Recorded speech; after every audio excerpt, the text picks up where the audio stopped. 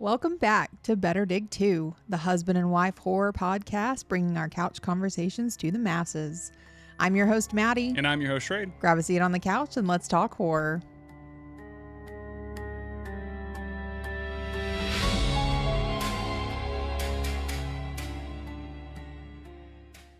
Maddie, my love. Yes.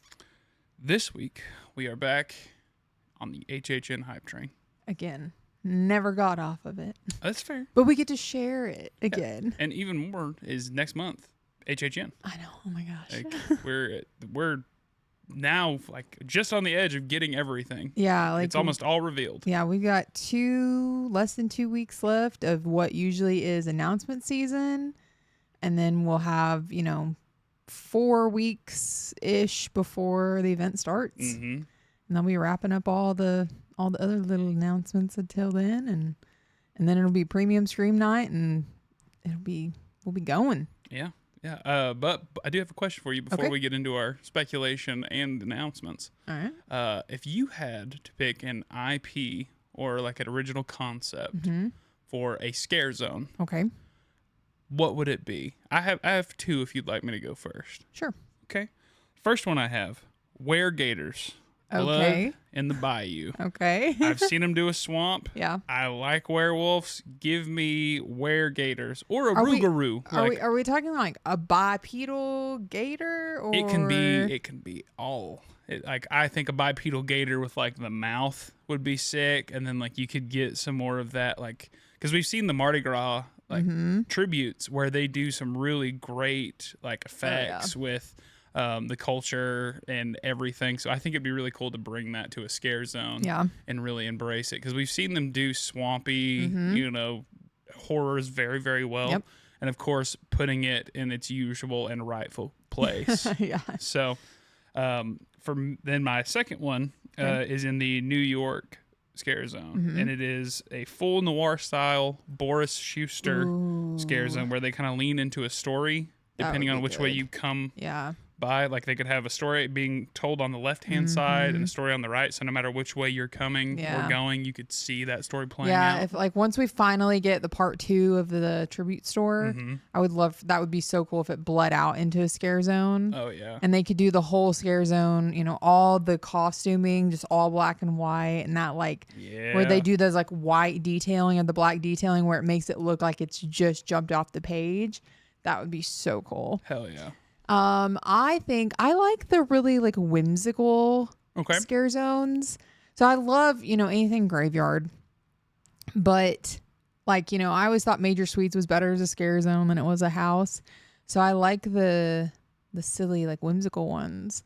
So I would like to see something where it was like like Sid from Toy Story, like piecing parts together, or like what was the island of the monsters from like Spy Kids? Oh yeah. Where they like, mishmash all the different things together, where it's like some kind of like mad scientist and all of his like creations. Yeah, I like that. That would be fun. Dr. Mangala, I'm in on it. Yeah. Okay. Well, would you like to get in to the episode? Yes. So we had lots of announcements this week. I feel like we were supposed to get more, and we will talk about that a little later. So mainly started out with we got a couple of scare zone announcements. We got a couple of show announcements, and then we got another one that didn't specifically say a scare zone, but it's going to fit into a scare zone. Okay, is what we anticipate. Yeah. So we'll start with those scare zones. First one, we already pretty much had guessed this one, or knew this one was coming, but it is confirmed that the entry scare zone is going to be the Infernal Carnival of Nightmares. So that ICON. Okay. So that will be that entry or in down what I call Illumination Avenue. I don't remember if that's actually what it's called, but where they, we actually had a scare zone there last year with all the busts, I loved that because it really felt like, it's like when you walk in, you're immediately immersed. Yeah. So I love that this is going to be that entry scare zone because it is introducing you to the overall theme of the year Oh yeah, and I mean, like we're gonna get the full display, and the way it's starting to look with the props that they've put in, we're kind of divided in our scare zone. Mm-hmm. So if you go straight through and head to New York, they've Mm-hmm. got like the clown That's what we situation there. assume. It hasn't Right. been confirmed yet. We Right. assume that's going to be, the maybe an Oops All Clowns or something. So I'll read you this summary of the Infernal Carnival of Nightmare Scare Zone. So Jack and Dr. Oddfellow invite you to step right up and see what horrors hide in every shadow at a sinister spectacle decades in the making. I do like this. I Yes. like the history that we've got between the two characters. Mm-hmm. The lore is very deep on Jack, and then we're really starting to flesh out Dr. Oddfellow's character, and that's really cool. What they're using this year, they are weaving Dr. Oddfellow's story further into the past than what we already knew. Yeah. So I love that they're able to do that. Those are the things that make me wonder, like, how long was Dr. Oddfellow in the works, or as an idea that they finally used, or did they look back at everything they had used and used, they're like, well, we can tie in this new icon to all these things and create this character. But it's just, I love seeing how the creative teams come up with everything. So yeah, like you said, when you walk in the park, you go down, through Illumination Land. That's going to be the Carnival of Nightmares Scare Zone. And when you keep going to New York, we think that is going to be this like clowns scare zone. Yeah. They have some props up. They have a big stage. Nothing. That one has not been officially confirmed what that scare zone is going to be, but likely is going to be more Jack centric. Yeah. Because the second scare zone that was officially announced this week is over in Hollywood. Yes. And so that one is called Sideshow of Decay. So that's going to be in Hollywood. So the description on this one says, Cindy's time has come. With Dr. Oddfellow's dark sorcery, she opened a portal in the carnival's junkyard, using it to resurrect decayed nightmares from the past that are back to haunt you. Hell yeah. I'm super excited to see Cindy Kane. Yeah. Like she's kind of been one of those that's been pushed in HHN lore. Like I think it was 12 was her first like real appearance. And then they've kind of changed her backstory a little bit where she falls into the caretaker's purview. He became the icon that year. She kind of got pushed to the side. And then like them resurrecting her for this year and bringing her out, the little telekinetic terror that she is. Yeah. And then she's got Mojo from Dr. Oddfellow to help her open these portals. Yes. So not only do we get the tie-in there, but we also get more of Oddfellow being the vehicle for so many fun ideas because he transcends time, space, and dimension. Yeah. So it's just this more all-encompassing entity. So yeah, it's cool because Cindy was supposed to be an icon way back when. And from what I've seen and heard is like the year that she was supposed to be the icon, I don't know what it was with her story, but apparently there was like a string of kidnappings or something in Orlando. And I guess her story or something was too, I guess, similar to stuff that was going on. Okay. And so they like pulled that idea, and then I think that's when they decided to make the caretaker, and then she's his daughter, and so she never got her actual like time to shine. And so those teams that had created her story and everything, so I love that they're finally getting to put her in when after all of these years. So so they said about the Carnival of Nightmare Scare Zone. So it says a sinister spectacle decades in the making. So we're getting this character that had never got to have her story fully told. So now she's getting her moment literally like decades later. But because of these portals that she can open, resurrecting decayed nightmares from the past that are back to haunt you. I'm so excited about that because I feel like we're going to get to see a lot of past like Easter eggs and callbacks and characters from all, past years of HHN.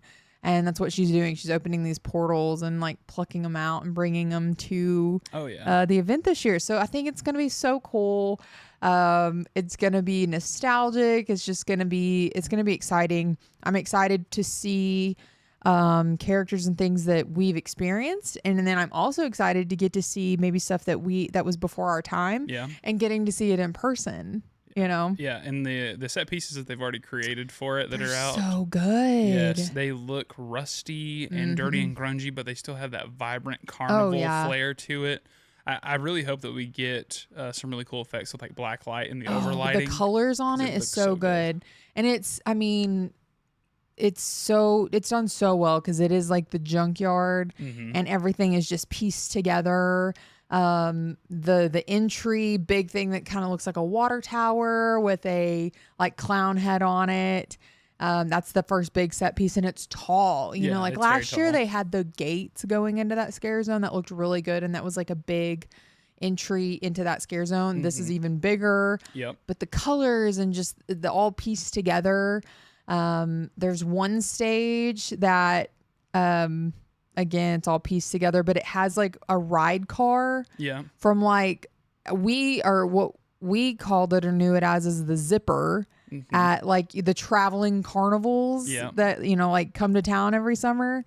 And it was like it was like a little cage and you sit in it and then the whole ride went up and down and then the individual things spun. Yep. I mean, that was like, that's right there front and center. So I love that it does feel like, just carnival junkyard. They've pieced together to make all these set pieces. So it's going to be so cool. Already it's looking so good. Yeah, and they've got the most horrifying trash can I've ever seen. Yeah, the the clown. Yeah. Yeah, the dead eyes. Yeah. Yeah, it looks like a fish. It's crazy because usually on those stages and stuff, there's places where you see like they're gonna put like dead bodies and stuff, you know, and then they have to cover them up for the daytime guest.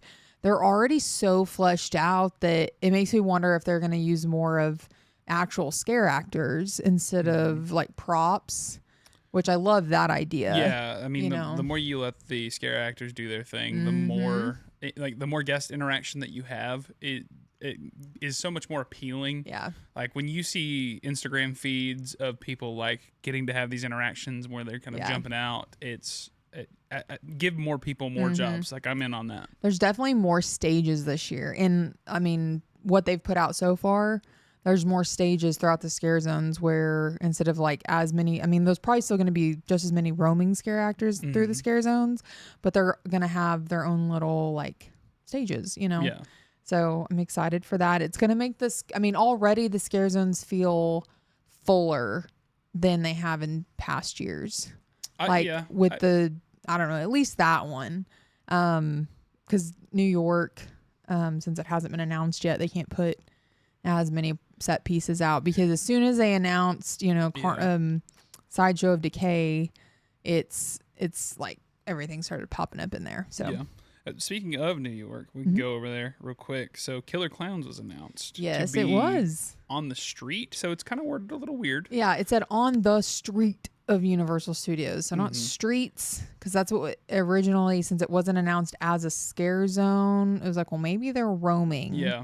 But then it was confirmed by one of the creative people, that it's in a scare zone. Like they will be in a scare zone. And the only I mean, I could see them putting them in either Hollywood or New York just because of the portal. So like if we lean into that, but then it's like a mixture of IP and original ideas.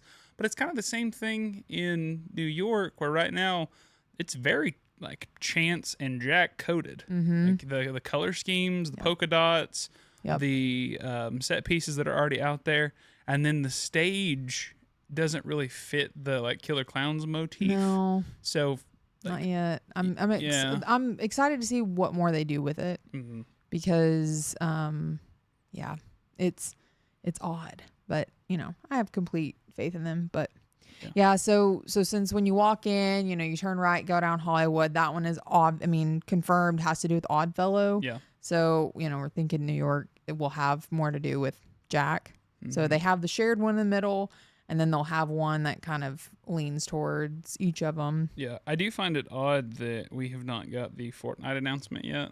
Because I figured they would rip that Band-Aid off at the very, front load it during the week and then do the rest of the announcements. Cause I don't know, because I feel like so many people are just already not happy with the idea of it.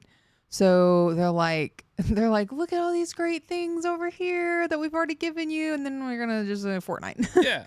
No, remember all these other things we still have. Yeah. They're angler fishing us. So they've got us out here, and then it's the trap. Yeah. But there's some other, I don't know. I've heard a couple of things that are worrisome. Okay. And then they did release some info that makes people mad. So I don't know if they were supposed to announce something else on Friday, is what I had heard. And then people were mad about the passes. And yeah, so that was a big deal for a lot of people. They were like, oh, let's wait until people have simmered down about this. Like, give them the weekend to calm down. So maybe we'll get some more announcements first of the week. But I hope so. And so we're in Scare Zones. 2 shows. Yes. So, I mean, I didn't see this one coming, but Nightmare Fuel Blood Noir. I mean, at least it's not confirmed. The 4th iteration of a carnival in a year that is circus, very heavily set. I know, and that was the thing is like if they were gonna do a carnival theme, like this would have been the year. Yeah, they did it when it made sense. They changed the show. Oddfellow's first year. I think it was changed that year, but it was carnival circus theme. Yeah, made 100% sense. So yeah, Nightmare Fuel Blood Noir gonna be at the Fear Factor stage as usual.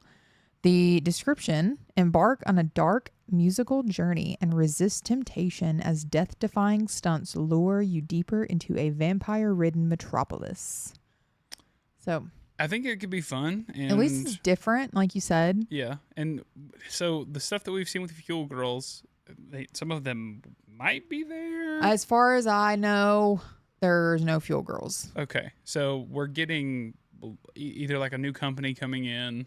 Yeah, because it says, death-defying stunts. So that was what I was worried about, because that's my favorite part of Nightmare Fuel is the acrobatics. Like, the dancers are great. Like, they're great dancers. But having, like, the acrobats and stuff, that just makes it that much better. Yeah, I mean, like, if I wanted really cool dancing, I'd just watch, like, an Usher, concert. But, like, for me, that is the draw. Oh yeah, and all the pyrotechnics and the fire baton twirlers. Yeah, and being packed in, sweating your ass off, touching another human being because they want as many people in there as possible, is not worth it just for horny dancing. Yeah, for me. I mean, I'm never gonna deny that Nightmare Fuel doesn't draw a crowd because every single showing is full and they have to turn people away. And they'll go wait in line for like an hour and a half just to get into the next show. Yeah, which is crazy. I'll never deny that it is super, super popular, but there's just so many people that they want to see something new, and understand that too. So maybe this will be a good, everybody is happy. Like, we still get Nightmare Fuel, but it is a new story, new theming. We had talked about in the last HHN update that we were able to see some set pieces, and they did look kind of like grungier. Yeah, and very Sin City-esque. More gothic. Dark color palette. And so they're also bringing in some new talent confirmed, right? Yes. So we've got Ozzy Blood, which is a Las Vegas-based sideshow artist and freak show performer. Yep. He was on Britain's Got Talent and America's Got Talent. I believe he's done stuff with corkscrew, hook suspension, sword swallowing. Yeah. Like, you're really gonna get that feel. That freak show. So, I mean, that's even what he like on his Instagram or whatever. It says like freak show, sideshow. And if he's being a part of the Blood Noir thing, how How does that fit in? I don't know. I'm interested to see. Yeah. Like, I'm very curious how, like, this combination of act and then the vampire. yeah. Yeah. So, Yeah. I mean, I'm in. Yeah, I saw a couple of clips of his act, and like he'll like drive like nails like into his, he like hits them and they go up into like I guess his sinuses or his nasal cavity or something. Oh. And then he's got them like in his nose, like big nails. And then he'll like get a grinder and he's like grinding on them. So it's like throwing sparks everywhere. That's cool. That is a spectacle for sure. Yeah, eating the sparks. The hooks, yeah, like suspension. I don't know how far they'll go, with his stuff, but I wonder if I don't know if he's done anything with Horror Unleashed being based in Las Vegas. Maybe that's how they, got linked up with him. But it feels, like extremely HHN. Just from the few clips I've seen. So it'll be cool to get a little fresh blood in there. Yeah, for sure. So something new. Yeah, you want to go to the next show? We've got Stranger Things, Return to Hawkins, the Lagoon Show. The description is the music, the monsters, the memories in this show. Tune in for a special WSQK broadcast and relive your favorite moments from 5 seasons of Stranger Things. So this one, I was really thrown for a loop. I did not expect this at all. I thought the Lagoon Show was just going to be similar to what they did last year, where it was just a compilation of horror movies. Yeah, traditional Halloween horror movies, fun music. Or make it lean more Jack. Because before this, I guess it was our very first year, so in 21, the Lagoon Show had, featured Jack, because Jack was back that year. Yep. So I really expected something like that. Did not expect more Stranger Things. To some extent, I do like the idea of it, because we do have Stranger Things fatigue. We've talked about it quite a bit on the show, but if you're gonna pick any of the IPs with excellent music, recognizable music that a whole group can really vibe with, that would be the one. Yeah. Now, because it's gonna go over, like, it's an overarching 5 seasons. I could see this Lagoon Show being better than The House. I would like to hope that they're different enough that, and in scope, that they can differentiate and be like, that was a great Lagoon Show and that was a good House. I just think, because remember when we got the Stranger Things announcements on that episode, I talked about, if they could do like an overarching, a goodbye Stranger Things, like reliving all the best moments of the series instead of just the final season, which, had its issues. So because the Lagoon Show is going to do that, it will be like greatest hits. So I could see the Lagoon Show being better than The House this year. I am we are paying a lot of money for this. I want everything to be good. Oh, absolutely. There's not one house that I want to walk through that is bad. No. And I want to go in maybe with blinders on, maybe let the HHN hype, let the lacto coolers flow. Oh God, I hope and they're just vibe. Like that's my initial. That's what I want out of this experience. It makes me wonder, because it says tune into a special, Squawk radio station broadcast. I really want to know if it's going to be like Robin, like narrating the whole show. That'd be cool. And if they actually get her to like record the audio. Yeah, or even if she just opens it up with Rockin' Robin and go in there, and then the scene where the music begins to play, and then they've got their coded music, for the week for the crawl, and once that happens, there's almost like a snap cut, and we then kind of go into a more hectic, faster pace. Yeah. So that would be cool. I do not doubt one bit that it's going to be great. They have an amazing soundtrack to work with overall 5 seasons. So it's going to be good. I was not expecting it whatsoever, because I guess initial spec was saying that the Lagoon Show was going to be like really IP heavy, like it was going to include a lot of stuff. Yeah, not be just an entire IP. Yeah, a heavy IP. Yeah. So, but you know what? Good on them. I mean, if it's, you know, I assume this is Stranger Things' final year. I don't see it coming back for any reason.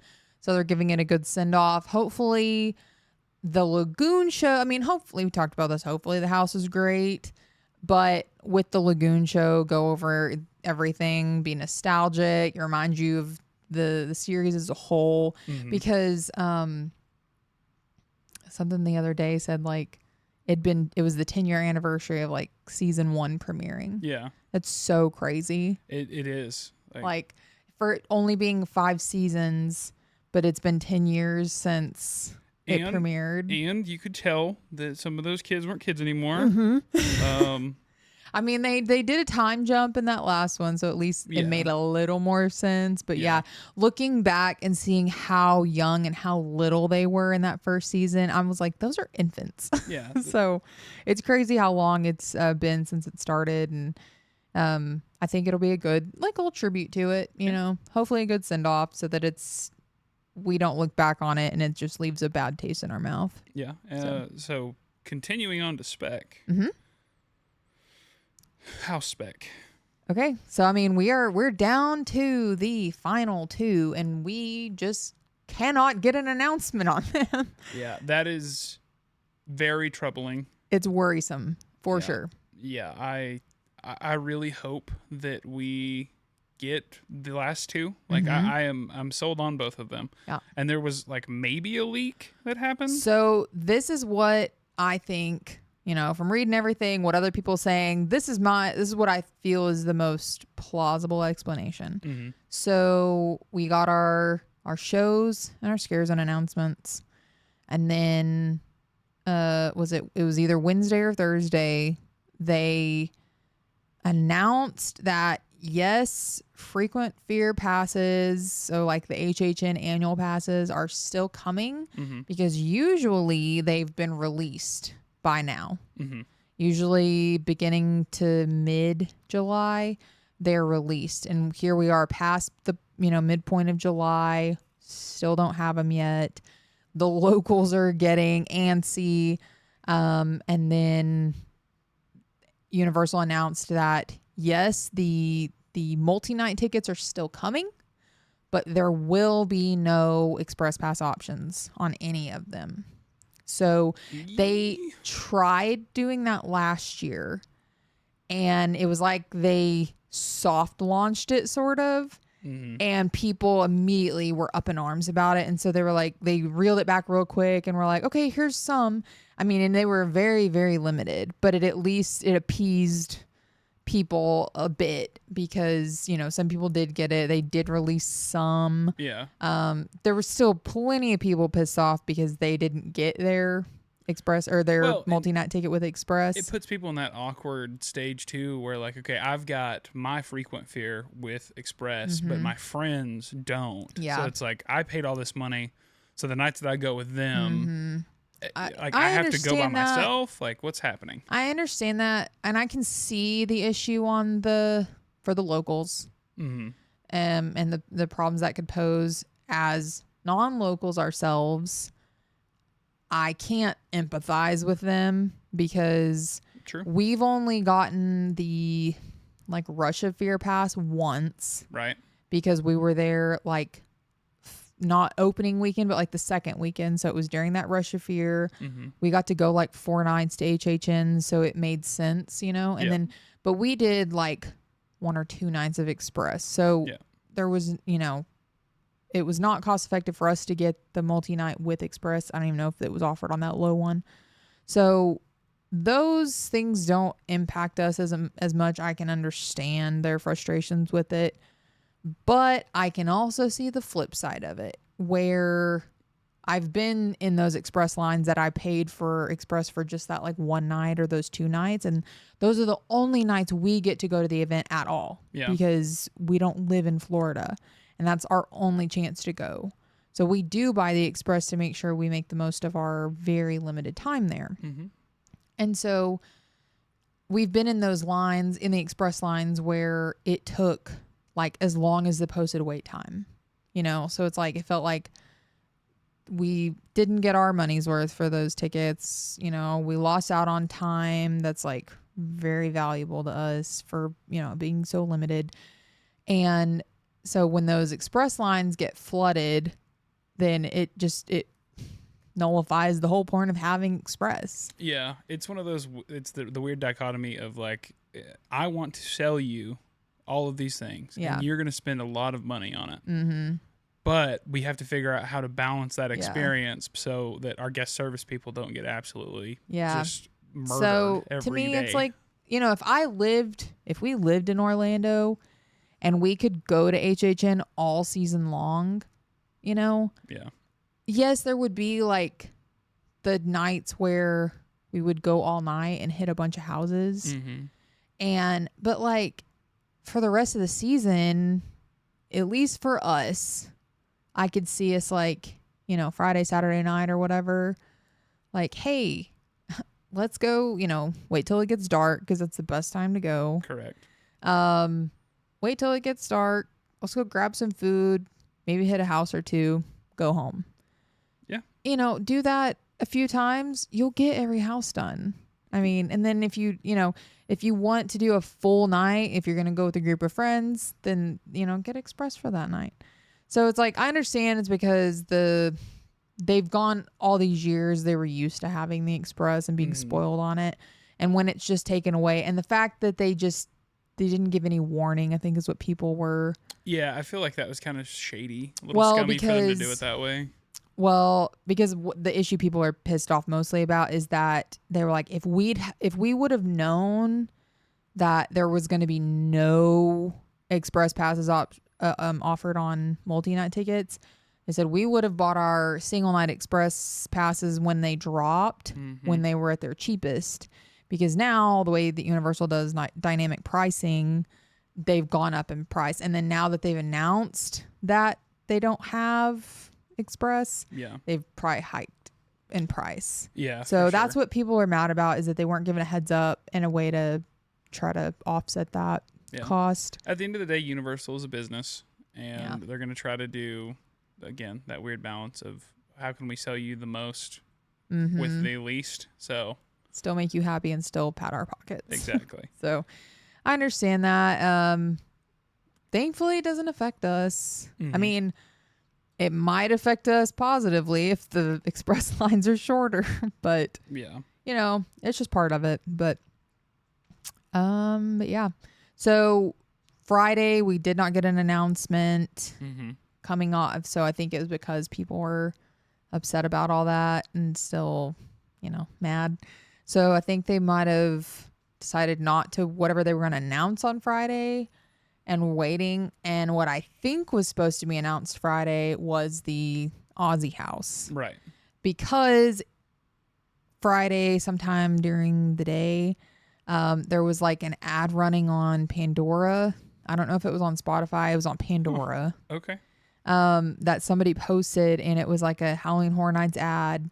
And it said experience music from the horrors of Ozzy Osbourne. And it even said like a house based on, the horror music of Ozzy Osbourne. Yeah. And I think it said and Hellraiser. So if they were supposed to announce it Friday and then like at the last minute decided not to, but yet they had all these ads and promotional stuff that was like for like third party people. They said, yeah, you can start running this ad at this time on this date. And then at the last minute decided not to, and it was like too late to pull the ad or to change it or something. So yeah, I think it's more like the advertising team, and then like, well, and they put their, they have stuff everywhere, because every time they've made a house announcement, it's like a different website or news outlet had an exclusive interview with them already done and ready to post like the second that announcement was made. So they have it, spread out in different places. And if at the, it was overlooked and like, oh crap, we forgot to put a pause on that ad running. So thinking that Friday it was supposed to be the Aussie house announced. So I think that, we could even get it Monday, because I feel like that one is probably just an Orlando one. Likely. I don't know. I'm trying to think about what the Hollywood spec map looked like, because they might have had I know that they had like the burning book. Yeah. They might have also had the little like rock on. I don't remember. But remember there was that post that John Murdy said That Ozzy wasn't. that it wasn't Ozzy. I don't know if he but was that just, could have just been like a red herring situation. You know, Murdy does Murdy stuff. Yeah. So I'm thinking if, I think that ad had Ozzy, had it fallen through, that ad would have been pulled, like wouldn't have even been an option. So Right. I'm thinking the Ozzy house is likely still happening. They just paused the announcement because of the backlash about the passes. Okay. But you said probably coming. So that leads us into our next very unfortunate thing. Yeah. So, I just saw this earlier, and I don't know how credible the source was that I saw, and who they had also like retweeted. But it sounds like there's a possibility we could be getting a repeat of the Evil Dead IP falling through. And that's what I don't want to say that I called this. Yeah. But in one of our previous episodes, it said there's been the precedent set that, it's odd that we're not hearing all this behind the scenes stuff. It's not getting leaked, that it's a for sure thing coming. Yeah. And we've seen this franchise pull out at the last minute. And it's so weird that it only is happening in Orlando, where Hollywood got Evil Dead Rise. Yeah. And we didn't, and then we got Hellwalk Horrors. Yeah, so if we get a Hellblock Horrors 2, that would be rough. Yeah. It'd be rough. I'm hoping that it doesn't happen because, like we talked about in last week's episode, Evil Dead Burn. I love that movie. I thought it was great. I think it would perform better as a house. But I guess actually it did kind of fall through in Hollywood, because we just saw they had like the house like ready. Yeah. And they had to pivot like hard. And I mean, we saw the walkthrough of what it was changed to, and you could see like, you're like, that is Evil Dead Rise. But then like the next year, I guess they got the issues ironed out and got Evil Dead Rise. So Hollywood was able to make it happen, but for some reason Orlando couldn't. So I don't know what the deal is. Still, again, completely rumor, speculation. And the post actually specifically said something about like, we're hearing rumblings that one of the IPs has possibly fallen through.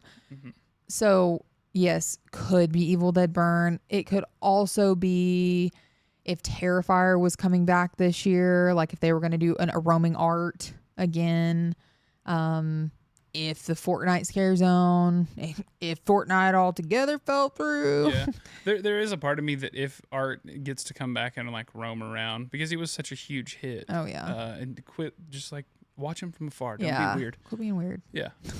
But I would love to see Art the Clown and the Killer Clowns from Outer Space have interactions, because that shit would be so funny to me. That would be great. That's why, I mean, the all clown scare zone would be fun. Yeah. But I mean, I look forward to it, because I still, as a grown man, not a huge fan of clowns, but they're still rad. I love it. Oh, love I'm Killer so Clowns from Outer excited. Space. At least we know Terrifier's fine.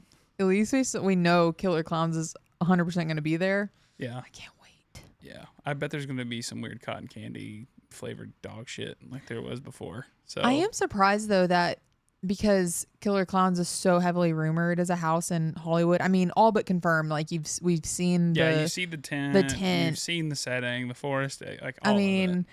The fact that they didn't do that as like a dual announcement, but I guess because it's a house versus just a part of a scare zone. Yeah, Hollywood has gotten like no announcements. They've only gotten the 3 shared IPs so far. Yeah, if I was in that situation where I had to like wait for Hollywood to announce things, I think at this point I'd be kind of pulling my hair out.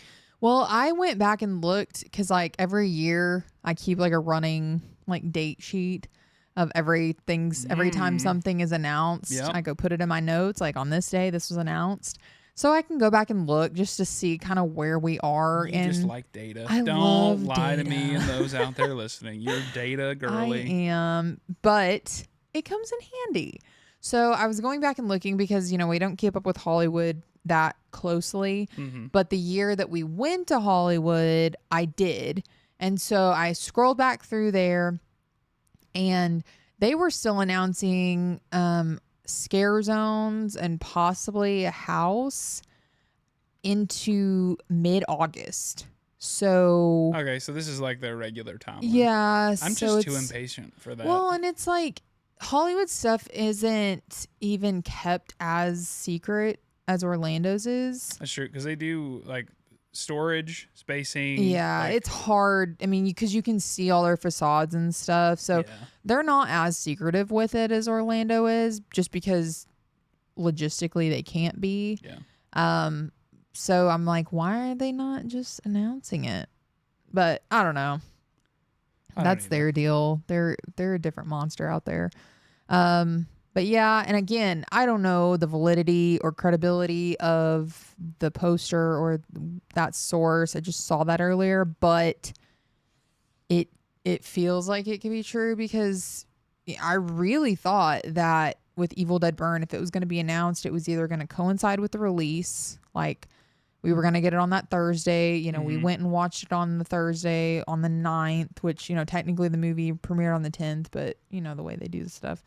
So I really thought we were either going to get it on the 9th, or they were going to wait till after opening weekend and we would get that announcement like Monday or Tuesday. Yeah. And it would be another dual announcement with Hollywood, because it's on their spec map also. Also true. So the fact that it went all week, and then if it was not going to be the Friday announcement and Ozzy was, it's making me worried. And it's not so much worried that we're just not going to get Evil Dead, because, you know, if you watched our last episode, I wasn't super impressed with Burn. I was a little let down. I do think it would work better as a house, because they can cherry pick the best stuff. It doesn't have to be like a cohesive storyline, because that is kind of what the movie lacked for me. So I think it would still work really well as a house, but I'm more afraid that if it is pulled at the last minute, that we are going to get another bad replacement like Hellblock Horror. Yeah, and an anniversary year that it kind of sucks, because you know they are special. Yeah, it would stick out like a sore thumb. Yeah, and the team works so hard all year, and to like, and again, we don't know what happens behind the scenes. We don't know if there was a rug pull that kind of happened, and last minute, you know, we had to pivot, or some licensing. Like, I don't know. We don't know. The only thing I can hope is that they were prepared. Where, like, in the eventuality, inevitability, whatever possibility that we get, it happens again, like history repeats itself and Evil Dead falls through and they have to come in. They learned from their mistake last time, and they already had something prepared. Yeah, there's somebody in the slated bullpen that could just slot right in there, not look like a last minute pivot. Yeah. And still be a great house. Like, I have 100% faith in the creative team that they have, you know, just a backlog of things. But if it was already being themed as Evil Dead, thankfully, this one was just a house. Yeah. I mean, they could translate that to like whatever. Whereas Burn, you know, we saw on the Hollywood one, it was the apartment. Yeah. And so they pivoted to like a hotel or something, which it still was fine. But all the set pieces, literally like the woman coming out of the bathtub, it's just like, that's Evil Dead Rise. Yeah. So look, it's all part of it. And again, we're still very excited for this year's event. Like, there's no way, always, like, even if we have to put up with one house that isn't really up to standard, it's still going to be a great time. We're still going to be surrounded with friends. We're still going to have these experiences that we talk about all year long, and then get to reminisce. So I'm still in. HHN is one of those events. Like, it is a yearly pilgrimage for a reason for us. The only thing, I mean, honestly, the only thing worse than if it falls through and got replaced with Hellblock Horror, the only thing worse would be if it got replaced with Chucky. Yeah. I would I would protest. I don't know if I'd even go through the house, honestly. I mean, I feel like I would be obligated to go through it at least We'd once, go. even to laugh. We'd go in through our RIP tour. I will not wait in line for a Chucky house again. Okay, very fair. So that's the little bit of spec we have left on houses. Mm-hmm. Scare zones, we still have 2 to 3, depending on what you consider a scare zone, left to be officially announced. Yep. So that is the New York Scare Zone, Mm-hmm. Central Park Scare Zone, Mm-hmm. and San Francisco. Yep. Which I'm hoping San Francisco. I mean, it looks like Club Horror. Yes, fine with that. Yeah. Totally fine with that. It's perfectly fine. They're not trying to shove a bunch of like very small set pieces in a very confined space. Yep. The only thing with Club Horror, it is restrictive in movement, especially on the busier nights. That's like the one bottleneck that you can kind of continuously see. But it was better last year. Yeah, and because it at least people aren't just standing around like trying to get pictures with scare actors. Yeah, but there were people busting it down. Oh yeah, and it's fun to watch. It's 100%. But like, it was either watching. easier to move through because people are just like moving and dancing around. It's like dance across the dance floor. Yeah, exactly. Yeah. So I think that's a great use of that space. I've said that before. I'll say it again. But if Pumpkin Lord's going to be there, like especially if it's like the DJ stand, it'd be just so fun. Yeah. So fun. So, what else? So, well, in the other scare zones, I mean, like we said, we've gotten lots of props so far. Yeah, set pieces, props. It looks like it's going to flow very, very well. Mm-hmm. It already, like the way that the overarching arches in New York, again, very clown, very chance, very Jack coded. Yep. I think it's going to work a lot kind of like what we saw last year with the New York Scare Zone, where it flowed so well, and you had those little islands of set pieces, and then the scare actors just made it their own, right? So did you notice that for that scare zone, it is way extended? Yeah, you were talking about that the other day in the car. So you and I were looking at that, and it's like right on the edge. Yeah. So if you're walking down, through Illumination, and you're heading into New York, and you hit the corner where Macy's is, like so where the tribute store is going to be, that usually, like the scare actors, I mean, they might come right to that intersection, but that's where they like turn around. Yeah. I mean, they don't really, leak out into that intersection by Jimmy Fallon. Yeah. And then that's where like the tribute store exits. So that is usually the end of the scare zone. You might see some straggler scare actors out there, but really that stage, the big stage, That's is as the far end. as it goes, yeah. Well, this year they already have a set piece all the way around the corner and back to that next intersection. So like the ride area for Jimmy Fallon, that whole section is also so part like of the scare that zone street that walked past Jimmy Fallon. And that was an entrance to those the back houses, the soundstage houses. So that street, and then like it goes this way past like one side of Transformers, and like there's all those food booths right there. Yeah, which There's a set piece. Problematic.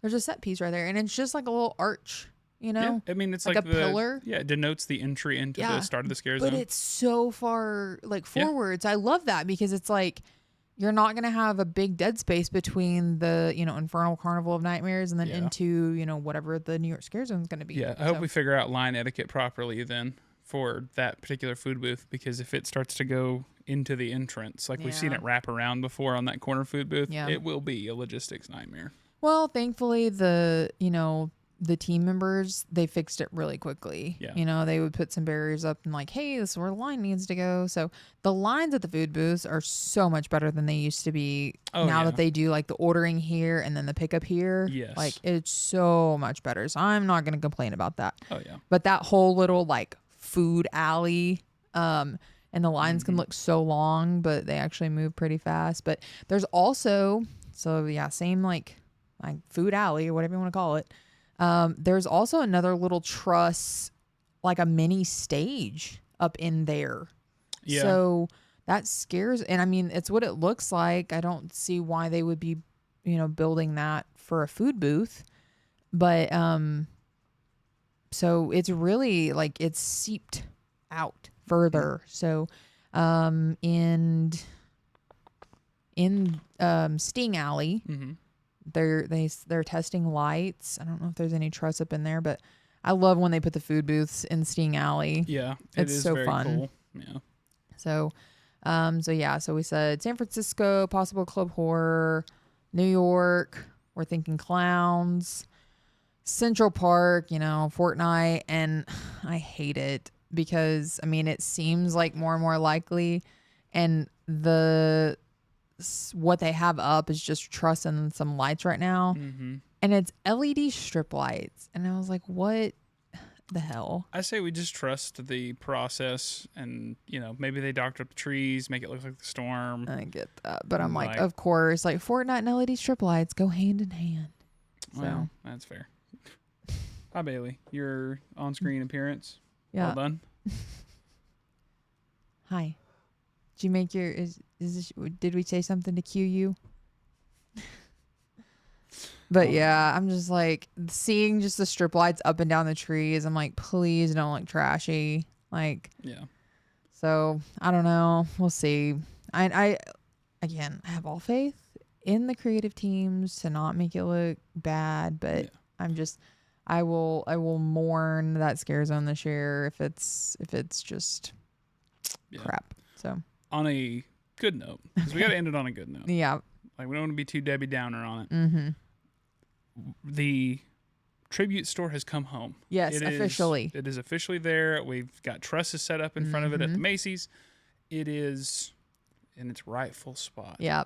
Earlier in the week, they there was some pictures that they had put this like more of a structural like tent over the Mummy outdoor extended queue. Mm-hmm.